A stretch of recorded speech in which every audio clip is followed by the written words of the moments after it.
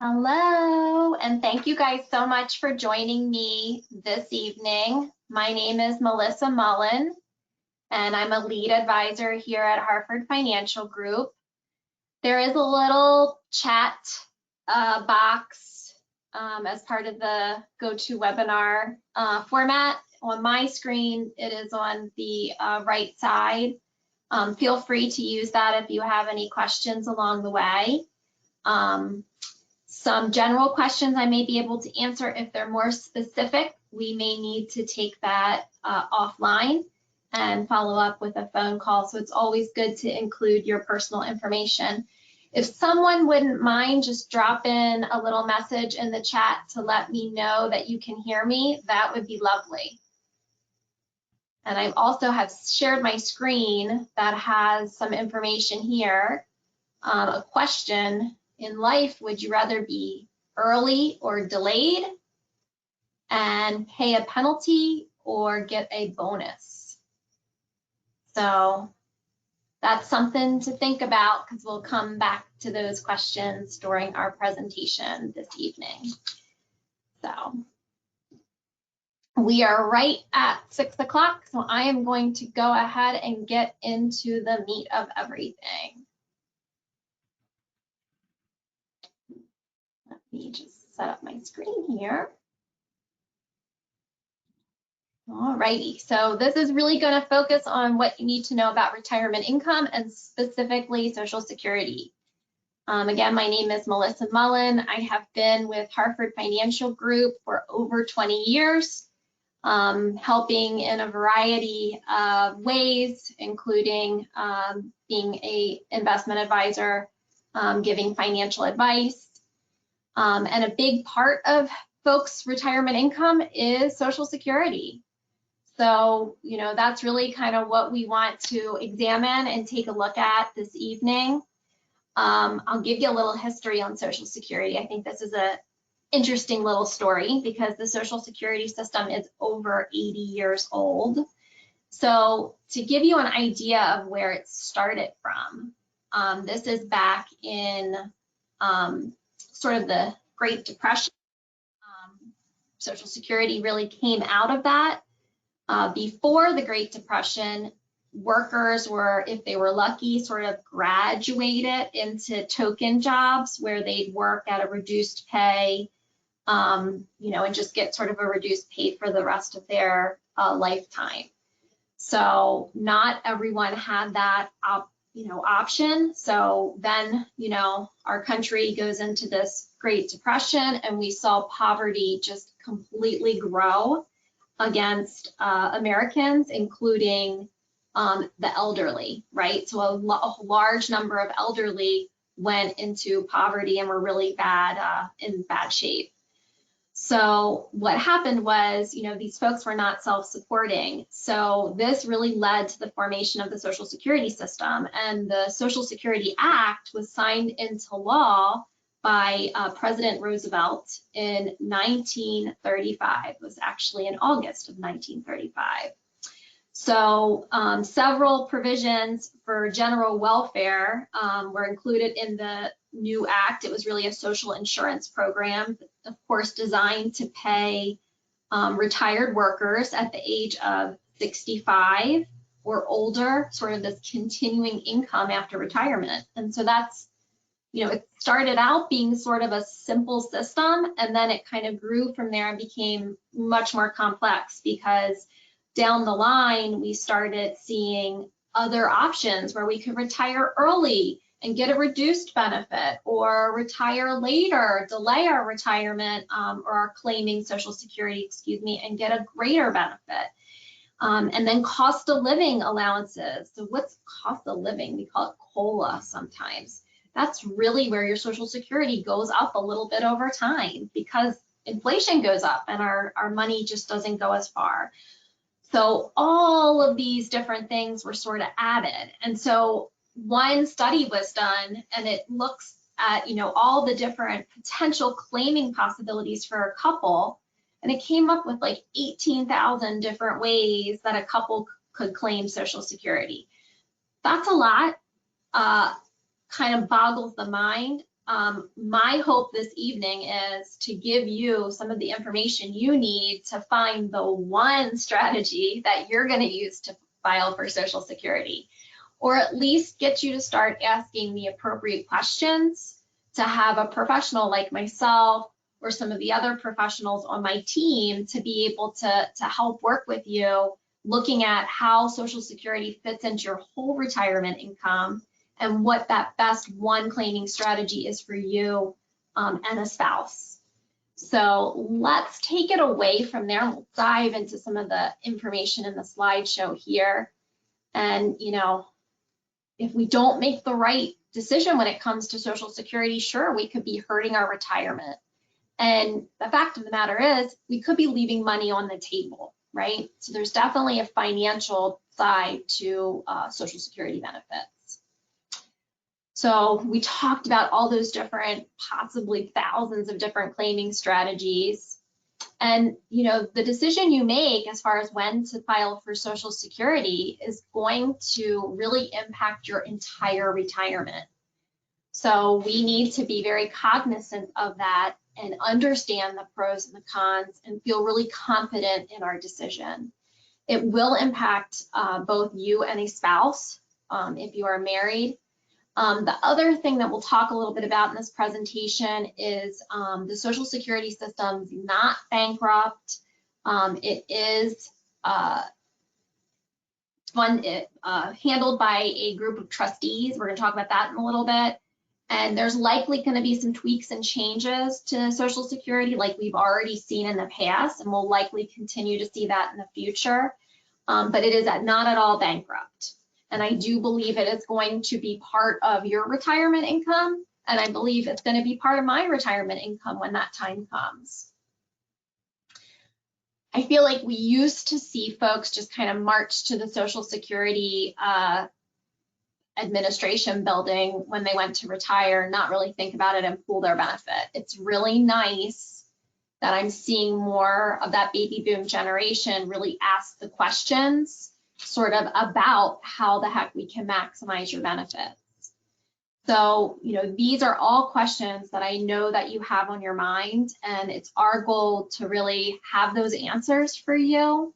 And I definitely think this evening will go a long way into providing them. And if at the end of the presentation you have any specific questions here that haven't been answered for your individual circumstance, that's really when I'd like for you to put something in the chat box so I can make sure someone reaches out to help clear that up for you. We're going to talk a little bit about the value of Social Security. So the trust fund, the Old Age and Survivors Disability Trust Fund, has right now a net increase in assets. So this is looking at the trust fund balance at the end of the year 2019, which was $2.897 trillion. And then looking at 1 year later at the end of 2020. We don't have the 2021 numbers because we're only a couple days into January. But you can see this number is higher. So right now where we stand, the income coming into the Social Security system is more than the expenses going out by $11 billion. But if we don't see reform, this is where we can see benefits could potentially fall. There might not be enough money in there to pay out the benefits that were promised to everyone on their Social Security statements. So what that means is the trustees are going to need to make changes to Social Security. And those changes could come in a variety of ways. So here we have 4 potential changes to the Social Security system that I think we're likely to see. Maybe one of these or a combination of a few of these. So one that I think would be very easy is to increase the maximum earnings that are subject to the Social Security tax. So right now in 2021, the threshold was $142,800. So if you made more than that, you hit the ceiling and you did not have to pay any more income into the Social Security system. So if you made $200,000, we have almost $60,000 of income that have not been paid in. So that could be a very easy way, imposing another tax on folks that are making high incomes to try to shore up that trust fund. This is something that I think I will see over my lifetime, and that is raising the normal retirement age. That's been done in the past, and I think it'll be done in the future just because people are living longer. So the normal retirement age right now for a lot of people is 66 and some odd months.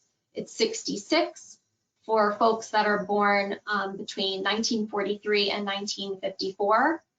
And then 67 for those born in 1960 or later. So like if you're born in 1959, your normal retirement age is 66 and 10 months.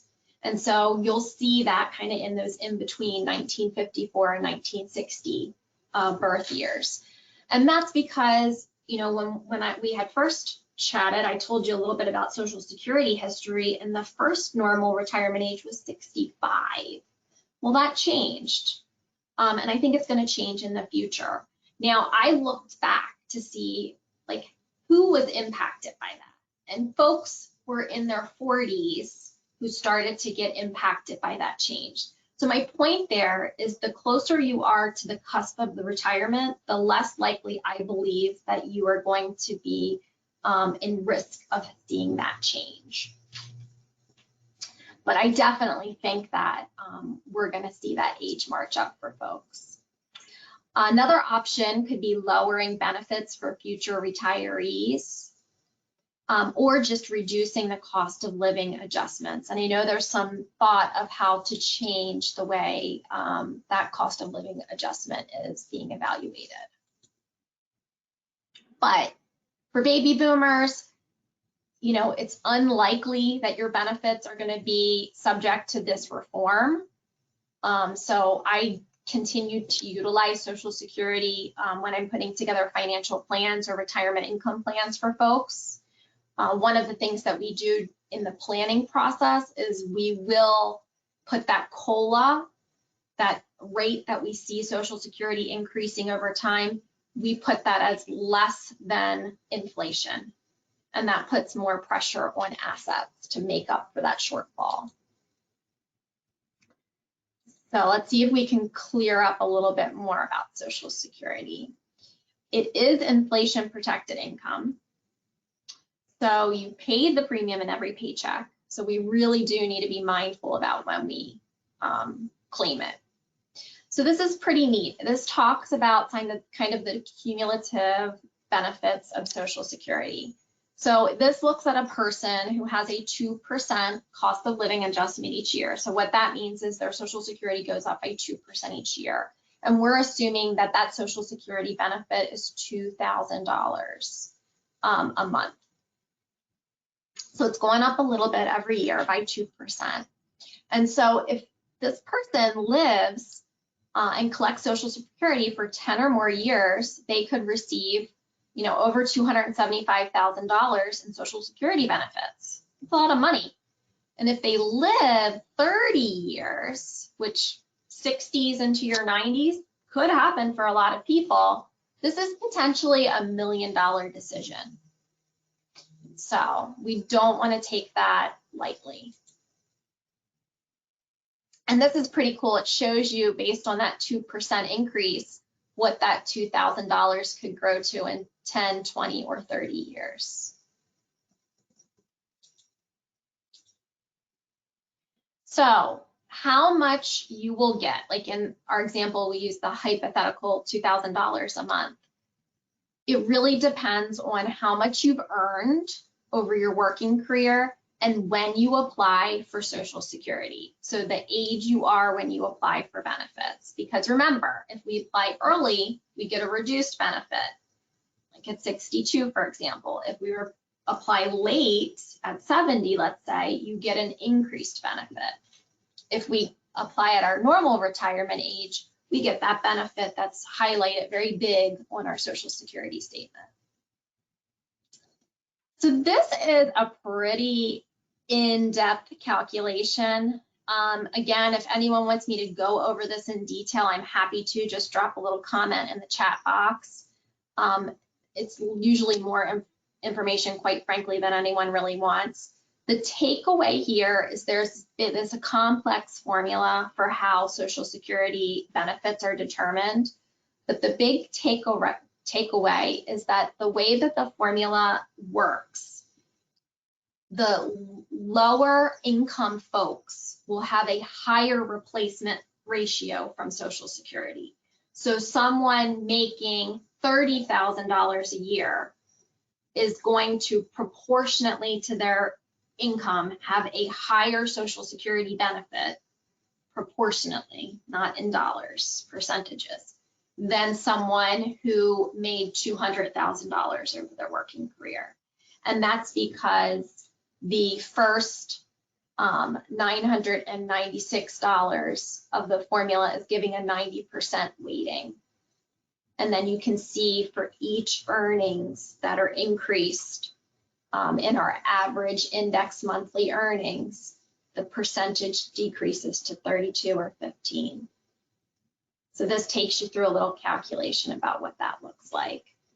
The big takeaway there is it's a more substantial benefit as far as proportion goes for lower income folks than for higher income folks. And again, I'm gonna pull back from the story I started with, why, how Social Security came to be. And it was really this kind of social insurance program, this welfare program that grew out of the Great Depression. So it's trying to help lift people out of poverty. So that's why it's set up that way. Alrighty, that's well and good, but why not claim at 62 instead of delaying? Well, this is where that wordplay comes in. I'm going to claim early. Early, that sounds good. I want to show up to a party early, right? Well, if we claim early, you actually get a reduced benefit. Reduced, that's not great, right? And that's really one of the big takeaways we want, where it sounds good to get it earlier, but we will get a reduced benefit. If we claim later, no one wants to be late, but if I claim later, closer to age 70, I get an increased benefit. Well, that's way better. So you gotta kind of pay attention to the way that Social Security paints this picture as far as, the sort of messaging to the public. We need to be aware of that. And really, to be frank, we don't care about any of that. We care about you, right? How does it fit into your picture? And so these are 5 factors that you really need to consider when you're deciding when to apply for Social Security. So in order for delaying to make sense, in order for getting a higher benefit, waiting to take a higher benefit, we need you to live, right? We need longevity in retirement because there's a crossover point. We're forfeiting potentially ages 62 to 69 benefits to get that higher benefit at 70. And of course, you can do any iteration in between, but we're forfeiting some benefits early on, not collecting them, so that we can collect them later with even more money. But we need to live to make that make sense. So life expectancy and health status, which really go hand in hand, can be a huge decision point, not just of you, but if we're dealing with a couple, also potentially the survivor, right? So we need to think about both people in your family unit if you have more than one person in your family. So those are some considerations that we need to do. And really we have some software that helps us, and we look at the quantity of Social Security that you'll receive over a lifetime when we decide financially what's the best claiming strategy. We also want to look at your need for income and whether you plan to work or not in retirement, because this can definitely be an issue if we're thinking about filing early before our full retirement age. So we dive a little bit deeper into some of these factors. I hope you already knew this answer. Social Security will likely not be enough for you to live on in retirement. It is one income stream that will supplement or complement distributions from investments, and if you're lucky enough, a pension. You know, we're seeing less and less of that with 401ks becoming so prevalent, especially in the private sector. So really, it comes down to you and how can you best save for your retirement, right? So employers kind of took away some of the obligation there and the risk that goes along with that. And it's easier to have a employer make a contribution to a 401k. So what that does is just cause more and more decision points for you. So that's why it's super helpful to work with a team of professionals. This is that lovely little chart that talks about what in the heck your full retirement age is. So I encourage you to look at your birth year and where you are. Maybe this is new news to you, maybe it's not. At our full retirement age, some nice things happen. We can collect Social Security and pretty much make as much money as we want after we are beyond our full retirement age. We don't have to worry about earnings limitations. And we also get a full Social Security benefit. It will not be reduced. This is a cool little chart that talks about what percentage will your Social Security payment and your primary insurance amount. That is the payment that's based on your full retirement age. So it's that full retirement age payment. So if our full retirement age is 66 and we apply for Social Security at 62, because we're going to retire, we're only going to get a 75% of what we would have gotten if we would have waited till 66, right? And you can see how that's different based on your full retirement age and your date of application. And this is also super cool because this shows you the delayed credits. So holy smokes, we can get 32% more if our full retirement age is 66 and we wait until 70. Well, that sounds fabulous. Of course, we're going to want to look at longevity and some of those other factors I went over to see if it makes sense. But that's, you know, we're looking at 7 to 8% rates of return here. I don't know any other investment that can basically guarantee you that type of rate of return. So there's a lot of power in delaying if that's a possibility for you, right? It's not for everyone. So this goes over how to estimate your Social Security benefits. I personally think your best place to look is on your Social Security statement. What you need to be aware of is your Social Security statement will show you a whole earnings history.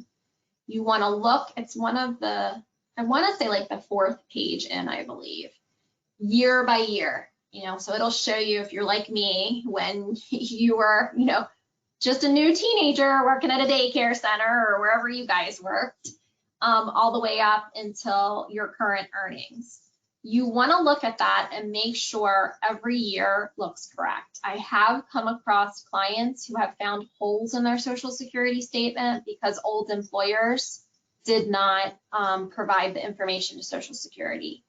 So, and that can be corrected, and it's better to correct that before you are even close to filing. So look at your Social Security statement, and then I want you to look at the page, and I believe it's the 2nd page in, where it shows you all your different benefits based on, you know, your different potential claiming options, and they'll show you 3. 62, full retirement age, which could be a little different for different people on the webinar right now, and then your age 70 delayed rate. And what the statement does is it goes through that calculation, but it assumes that you continue to work to those ages, 62, full retirement, or 70. And it calculates out as if you would make future earnings what they were as of your last annual earning reported. So some people will stop working, not claim Social Security, and then you get a new Social Security statement and it'll show, like, in 2021 you made X dollars, but in 2022 you made 0. Well, now Social Security is kind of catching up with the fact that you're retired. So you'll see your statement adjust down a little bit, and that's normal. It does not negate the benefits of delayed claiming, but you know, what we try to do is just take that surprise factor out. So it'll change a little bit based on your future earnings, because not everyone plans to work until 70. Alrighty, this is cool too, because it shows you like how that actual dollar amount based on some of the figures we looked at before, you know, with COLAs and without COLAs, cost of living adjustments. Really the big takeaway here, in my opinion, is, you know, boy, oh boy, do we have reduced benefits if we claim early than if we claim later, right? And then COLAs kind of intensify that, if you look. Okay. So this is nice. What we need to think about, and this is where that survivor issue can come in, is what's going to be if we claim at 62, full retirement age potentially, or 70. What one of these is going to be a good payment to leave to your survivor? Because when, and we're going to see a slide in a few minutes, when we have a couple and one person passes away, both are claiming Social Security, and I'm going to pick on the gentleman, because our gentlemen tend to leave us earlier. So, you know, I'm dealing with a couple, Mr. and Mrs. Smith. Mr. Smith passes away. Mrs. Smith will get the higher of the Social Security benefits. So there's a lot of value in deferring the higher earner, or this higher Social Security, so that you get a higher replacement of income when one of the Social Security payments goes away. We talked a little bit about this. So let's talk about the taxation of Social Security. So there is something called an annual earnings test, and I alluded to this earlier. The way that works is that every dollar in benefits, if you work when you claim Social Security and you're not yet your full retirement age, so I'm not yet 66 to 67, $1 in my Social Security benefits are withheld for every $2 of my benefits, or that I've earned, that I've earned over $18,960. And this amount goes up a little bit each year. So what happens is, and I don't want it to discourage you from working in retirement if that's a good fit for you, because when you turn your full retirement age, all that is sort of recasted into the calculation, and your benefit will pop up a little bit. But what I see a lot of people do, and you can kind of do this in two different ways that are very popular. A lot of people will try to get like a retirement transition job or a fun job, just for like some spending money or some vacation money, and their goal is to earn under the limit. I see that a lot. Other people, instead of having that threshold in mind, will just wait to take their Social Security until their full retirement age, so you don't have to worry about that. Again, a third option could be, well, you get a little bit of your Social Security withheld, but then no worries, we get that when we turn our full retirement age.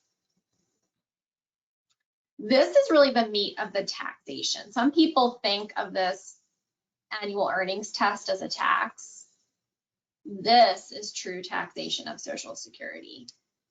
Big takeaway here, because this is another little confusing slide. Biggest takeaway here is that you pay no more than you pay no more on Social Security than up to 85% being taxed. So Social Security is not taxable in some states, including Maryland. Maryland does not tax Social Security, so that's a plus.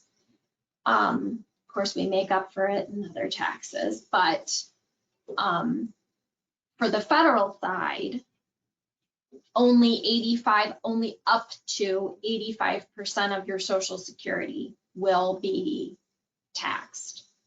And there's this confusing calculation. It's called provisional income. And it goes, we have here the actual calculation. So it's your adjusted gross income plus half of your Social Security benefit plus your tax exempt interest, like interest on municipal bonds, for example. And so that determines your provisional income. So then you kind of go over here to this chart to see what your filing status is. So are we married or single, and where that number comes out. So if we're married and that number, adjusted gross plus half of our Social Security plus tax exempt interest, is over 44, that's where up to 85% can be taxed. If it's under 32, nothing is taxed. Single and all of these other filing statuses, under 25,000 has nothing taxed, and over 34 up to 85%. So that's a little benefit, not having 100% tax. There are some neat things that we can do to try to minimize taxes on Social Security benefits. And again, this is where working with a tax advisor and a financial planner can come in very handy, because we can look at where we are now or where you are now and sort of project out what we think is going to happen as far as distributions that you have to take out of your IRA account. They're called required minimum distributions. So all of a sudden we have more taxable income when we turn 72. We can kind of look at that. Should we be doing anything to prepare for that? Should we look at where our tax brackets are, and if there's opportunities to convert some of our IRA to a Roth IRA? Those are kind of all things that we do in trying to plot out planning for clients. And then definitely looking at Social Security. Should we delay it? Should we take it early? Should we take it at our full retirement age? So those are some things that we that's just tending to the garden, right? Those are things that we always do sort of behind the scenes. So the other thing to be aware of, and we have a really good presentation that Diane Keurig does on Medicare and healthcare costs in retirement. If you have not attended that in the past, I definitely recommend that you attend it. But your Medicare Part B premium, so that's the part that goes to the doctors, that is actually a little higher than this in 2022, but that comes directly out of your Social Security check. So, and the Part B premium is based on your income. So most people pay, and I believe this year it's right around $160 a month, and that comes directly out of Social Security. So if we're claiming earlier and we have a lower benefit, it's going to be a higher proportion. That Part B premium is going to take a bigger chunk than that $148.50 or $160 is going to take out of a bigger benefit. And they actually quantify that for you here. So, and this benefit could be, this premium for Medicare Part B could be higher if you are a higher earner. There's something called IRMA. That's a little bit of an extra tax that we have to consider for our higher earners.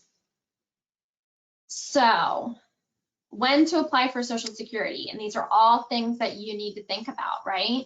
We need to think about kind of, if we apply early, we get the lower benefits and they're lower forever, that there is this magnification of the cost of living allowances, and what that impact that will have on us, and not just us, right? The survivor in a couple situation.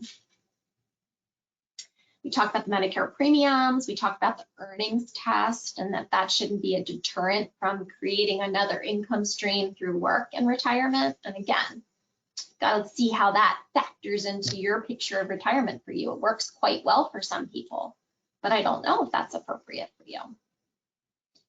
All righty. And this is really interesting. There's some slides in here that talk about, worrying about that spouse and what we leave behind.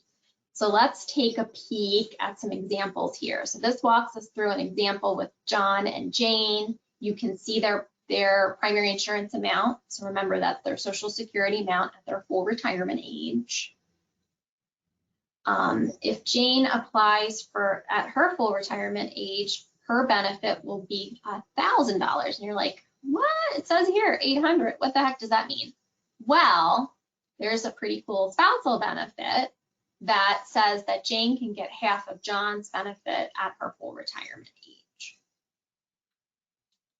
So what happens is when you go to Social Security, back in 2015, I believe, they passed a whole bunch of laws that impacted some of your ability to be flexible with the decisions you make with Social Security. We used to be able to really do some fancy Social Security planning, especially when we had a couple, we had two people.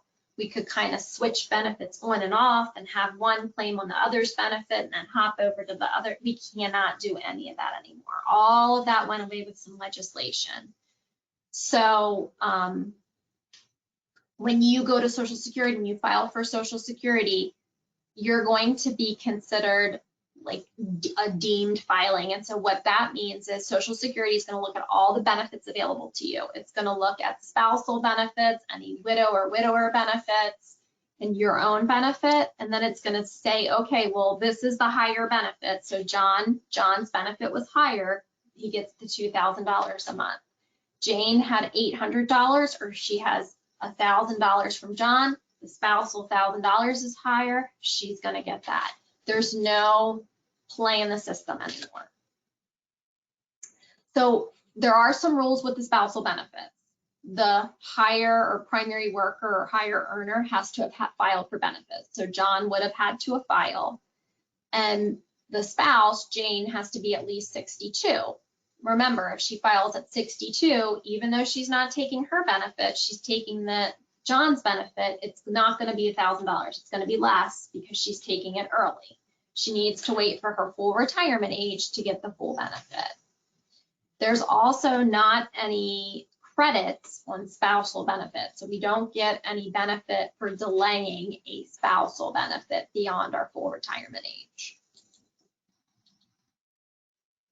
So one of the things that we see a lot, a maximization strategy that we see a lot, is that we typically see the lower earner, where the lower earner spouse has more than 50% of the higher earner spouse's primary insurance amount, they will both delay until 70. So one spouse takes advantage of the spousal benefits, and then this maximizes lifetime benefits if you live more than the average bear, let's say. So if we're going to live into our late 80s or beyond, this where we see the lower earning spouse, their primary insurance amount is more than half of the higher earner spouse. Now, what I see a lot of is that the lower earner spouse, like Jane, hers was less than 50%. And so this is another strategy we see a lot of, where the lower earner would claim early. So Jane would take her benefit, even though John's is a little bit higher, and he would wait to take his at 70. And then many times what happens is they collect all of Jane's from 62, until John would file at 70, and then Jane's payment would pop up too. So John gets his higher payment at 70, and Jane gets a higher payment because her spousal benefit now, because John filed, is higher than what she was claiming off of her own work history. And so this is a very common strategy. What's really cool, and you'll see like an example of this in a minute, we have some software that in a picture shows these things. Of course, there's a nice spreadsheet to go along with it because we love our spreadsheets, but there's a nice picture too to show you the crossover of all these different strategies and when you have to live to make it worthwhile to delay. And this is really nice because if we wait until 70, then we get a higher benefit for potentially Jane, who's going to outlive John. And this is what I was talking about. So this is actually a hypothetical picture of the analysis that we do with some pretty sophisticated software.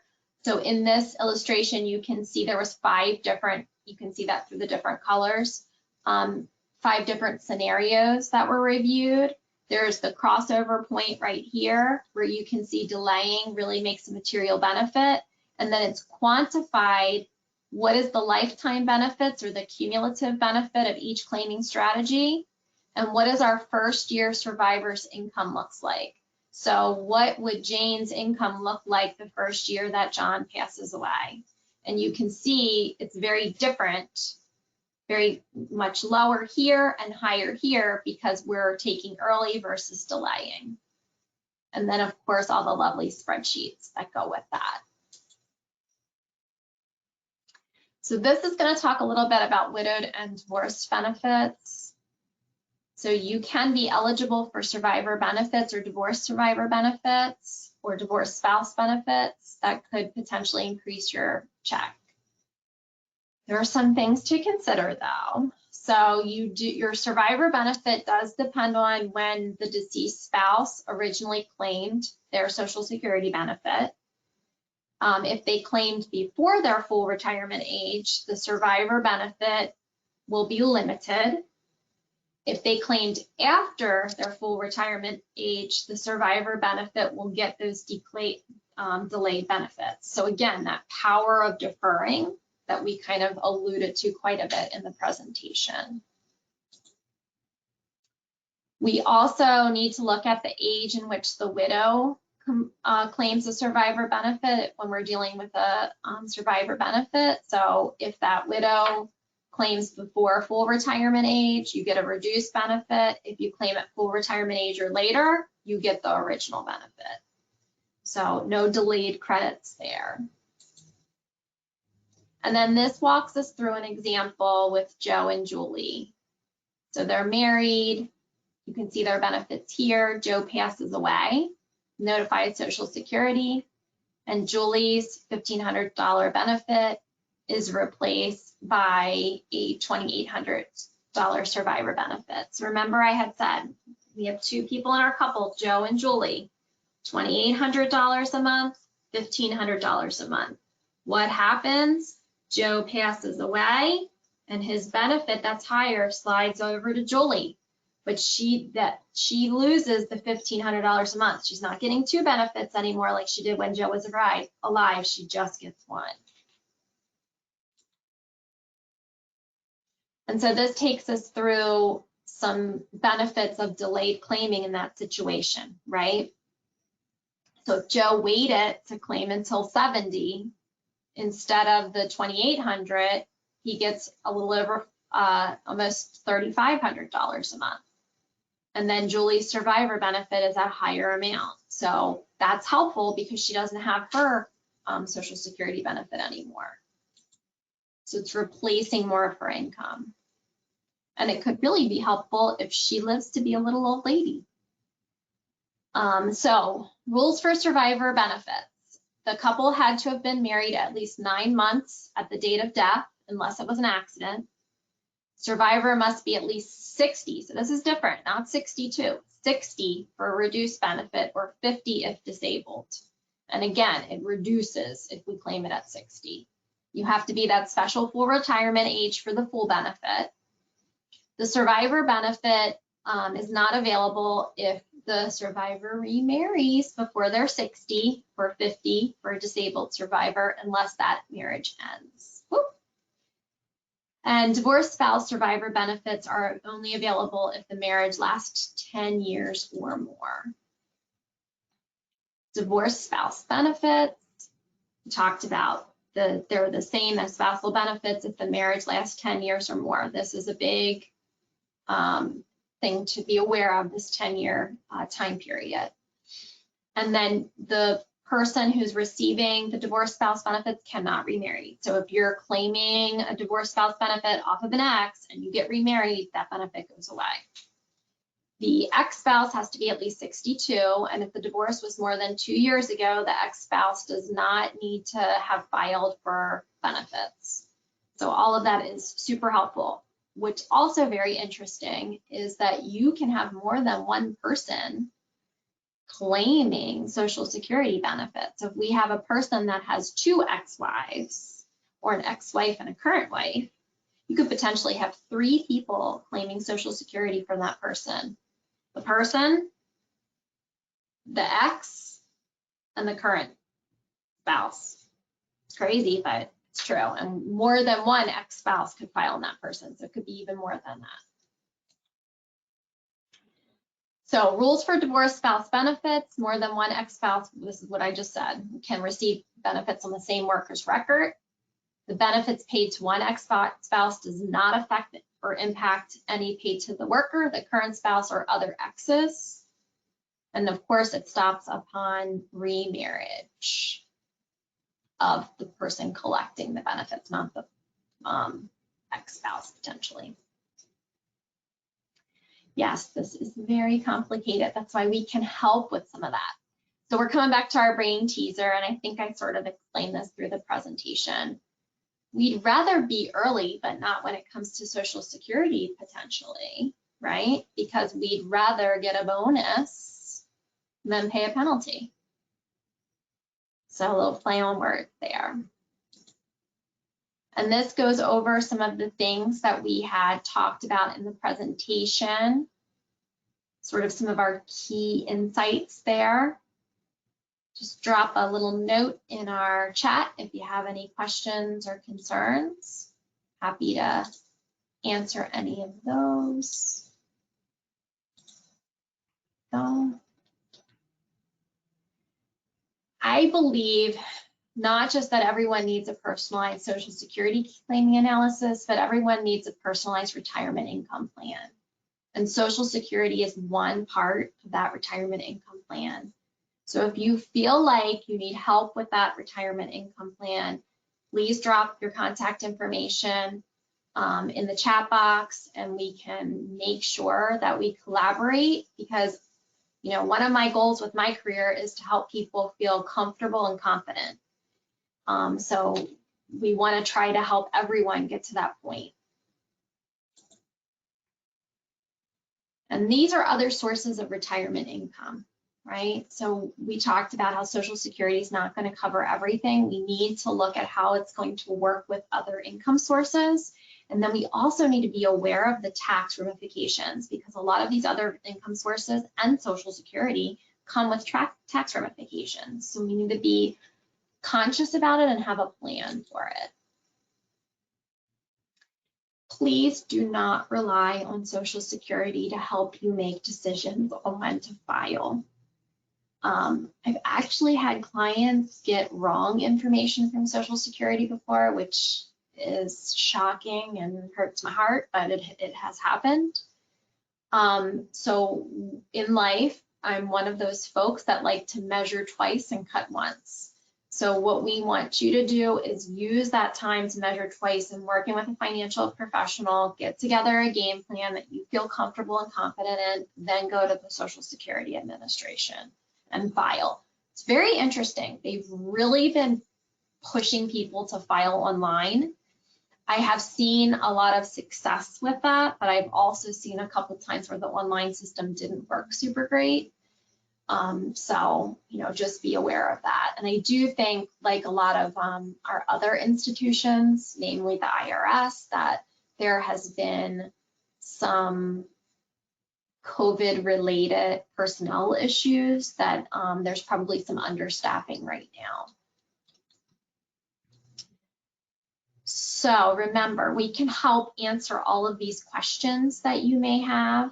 I'm happy to do that for you and to be of service in this way. My hope is that you learn something from spending almost an hour of time with me this evening. Your time is a precious resource. You cannot get that back. My goal is not to sell anything or recommend a product or anything like that. I literally just want to take this time and educate you. So I'm hoping you learn something that is maybe new, or some questions to ask. And you know, if there's anything that we can do, you please, please, please let us know. I got a little question here. I want to thank you. I'm glad that this has been helpful for you. And remember, we can totally help you with any of the complex strategies surrounding Social Security and all the decision points